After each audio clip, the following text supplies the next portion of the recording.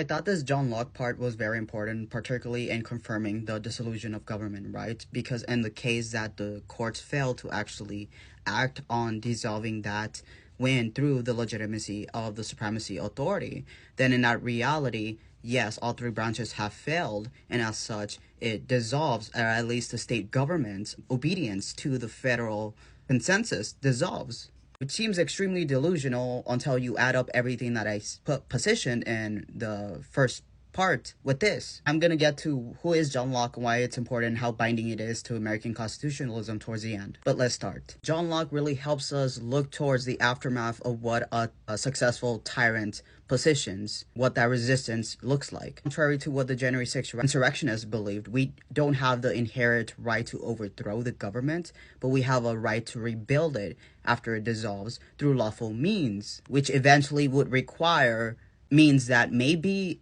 unlawful under the Constitution, but if that dissolves, you kind of self-defense, right? And it's going to be positioned here. Verse 1, chapter XV2. I'm not a Roman, so I don't know Roman numerals. Invasion. I cannot say that word, so I'm not going to say it. Section 198. In all lawful governments, the designation of the persons who are to bear rule is as natural and necessary a part as the form of the government itself, and is that which had its establishment originally from the people, the anarchy being much alike, to have no form of government at all, or to agree that it shall be monarchical, but to appoint no way to design the person that shall have the power and to be the monarch. Hence all commonwealths with the form of government established have rules also of appointing those who are to have any share in the public authority, and settled methods of conveying the right to them. For the anarchy is much alike, to have no form of government at all, or to agree that it shall be monarchical, but to appoint no way to know or design the person that shall have the power and be the monarch. Whoever gets into the exercise of any parts of the power by other ways than what the laws of the community have prescribed, the United States Constitution per Article 6 Supremacy Clause, have no right to be obeyed, though the form of the Commonwealth be still preserved, since he is not the person the laws have appointed, and consequently not the person the people have consented to. Now this is the thing, because a lot of people think that consent by the governed in the United States means that the public gets to decide of pure democracy. Our founding fathers did not want a pure democracy because they position a pure democracy will lead to anarchy, and on the contrary, it'll lead to tyranny. So the point is to be balanced, not totally to the right, not totally to the left. Balance.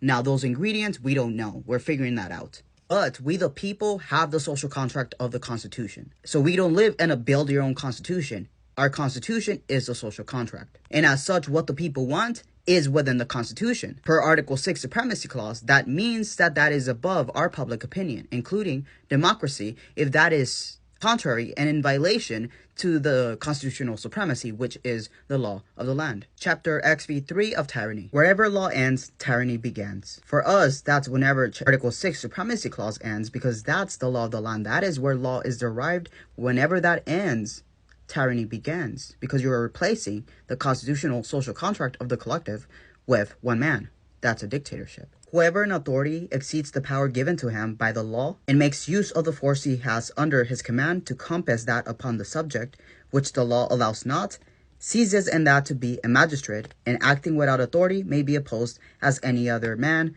who by force invades the right of another. Chapter XIX of the dissolution of government. When any one shall take upon them to make laws whom the people have not appointed so to do, they make laws without authority, which the people are not therefore bound to obey, by which means they come again to be out of subjugation, and may constitute to themselves a new legislative as they think best, being in full liberty to resist the force of those who without authority would impose anything upon them. Again, I said the federal constitution collapses, your de facto executive is your governor. Hopefully to restore the United States Constitution federally, but if not, there is one more way whereby such a government may be dissolved, and that is when he who has the supreme executive power neglects and abandons that charge, so that the laws already made can no longer be put in execution. That, my friends, is exactly what Donald J. Trump did on January 6, 2021, and the January 6 committee report proves all of that. It dissolves through inaction. We know inaction happened because had he executed it on the lawful date of January 6, then I wouldn't have any weight. But it happened around 3 in the morning of January 7. That is past the deadline, Trumpy. This is to reduce all to anarchy and to effectually to dissolve the government, or laws not being made for themselves, but to be by their execution the bonds of the society, to keep every part of the body politics in its due place and function. When that totally ceases, government visibly ceases. The people become a confused multitude without order or connection. In these and the like cases, when the government is dissolved, the people are at liberty to provide for themselves by erecting a new legislative, differing from the other by the change of persons or form or both, as they shall find it most for their safety and good. Remember, I said that no matter what happens, the judiciary as we know it will cease to exist because it will be forced to be transformed because of the failures of protecting constitutional supremacy. This is what I mean. For the society can never, by the fault of another, lose the native and original rights it has to preserve itself, which can only be done by settled legislative and a fair and impartial execution of the laws made by it, which is what the state government will serve as. Red states, I'm sorry, yeah.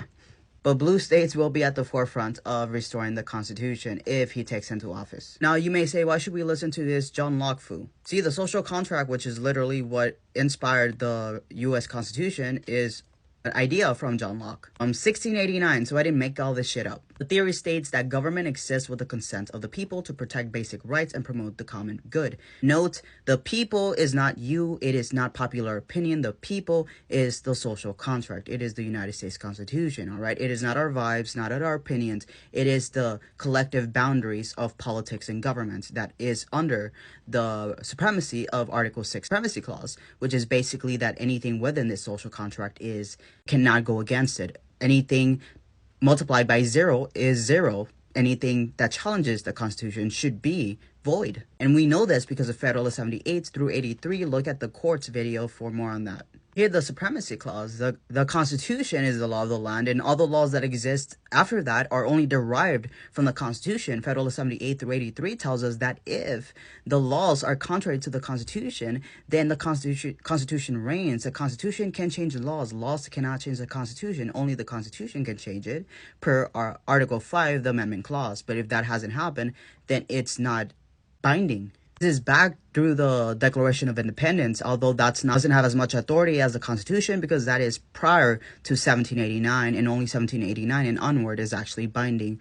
The Declaration of Independence is just symbolic. It talks about that whenever any form of government becomes destructive of these ends, it is the right of the people to alter or to abolish it and to institute new government, laying its foundation on such principles and organizing its powers in such form as to them shall seem more likely to affect their happiness and safety. Federalist 60 by Alexander Hamilton. This is long, so I'm not going to read it, but basically it supports this idea of the people refusing to abide by a tyrant. Federalist 28 by Alexander Hamilton also supports this. If the representatives of the people betray their constituents, there is then no resource left but in the exertion of that original right of self-defense, which is paramount to all positive forms of government, and which against the invasions of their natural rulers may be exerted with indefinitely better prospect of success than against those of the rulers of an individual state. Last one, but very important. The obstacles to violations and the facilities of resistance increase with the increased extent of the state. This can also be country, provided the citizens understand their rights and are disposed to defend them. The natural strength of the people in a large community, in proportion to the artificial strength of the government, is greater than in a small and of course more competent to a struggle with the attempts of the government to establish a tyranny, which literally all supports what a post-Trump inauguration would look like. So here's your study guide. Hope you enjoyed. Sorry for going off, but I feel it's important to kind of simplify, because if you read it, there's a lot of things that are just like stuff that isn't really relevant and it can get complicated. So I wanted to kind of simplify that. So I hope it helped.